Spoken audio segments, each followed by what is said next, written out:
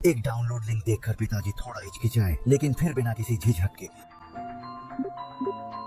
रात उन्हें एक अजीब सा पार्सल मिला। इसी दौरान पुलिस को पहाड़ों में 8 लाशें मिली, लेकिन तेज बारिश ने सभी सबूत मिटा दिए। सिर्फ एक पेड़ के पास एक न्यूट्रिशन लिक्विड की बोतल मिली। डिटेक्टिव ओल्डली ने ध्यान से देखा और कुछ सोचने लगा। अकेला ही एक अंधेरी गली में चला गया और एक चेरी ट्री के नीचे एक न्यूट्रिशन लिक्विड की बोतल मिली। ये वही पेड़ था जो उसने और उसके बेटे ने मिलकर लगाया था और उस पे उसके बेटे का नाम लिखा था। खूनी शायद उसका बेटा ही था जो 7 साल पहले घर से भाग गया था। लड़की ने फोन रखा और सोने की तैयारी की, लेकिन आधी रात में उसका फोन खुद से चलने लगा। सुबह उठकर उसने अपनी दोस्त को अजीब पोसे में सोता देखा और छुपकर फोटो लेने का सोचा, लेकिन जब टाइम देखा तो दोपहर हो चुकी थी और 78 मिस्ड कॉल्स थी बॉस की। डरा हुआ उसने जल्दी से पैंट पहनी और ऑटो में चढ़ गया। उसे समझ नहीं आया अलार्म क्यों नहीं बजी। घर में फोन चेक किया तो वो हैरान रह गया। जब वो सो रहा था, उसका सोशल अकाउंट कंपनी ग्रुप में बॉस और कॉलीग्स को गाली दे रहा था और हर प्लेटफॉर्म पर कंपनी के प्रोडक्ट्स को फेक बता रहा था। वो बिल्कुल शॉक हो गया। जब वो कंपनी पहुंचा, सब लोग उसका इंतजार कर रहे थे।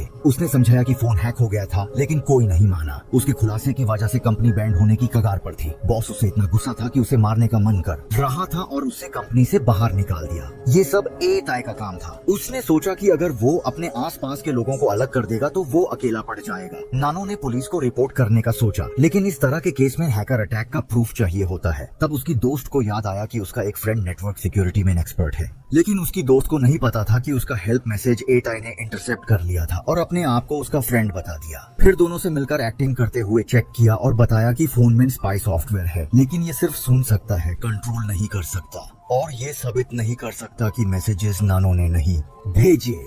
आते ने जाते वक्त नानो को अकेला बुलाया और पूछा क्या वो अकेला रहता है, ऐसा क्यों हो रहा था।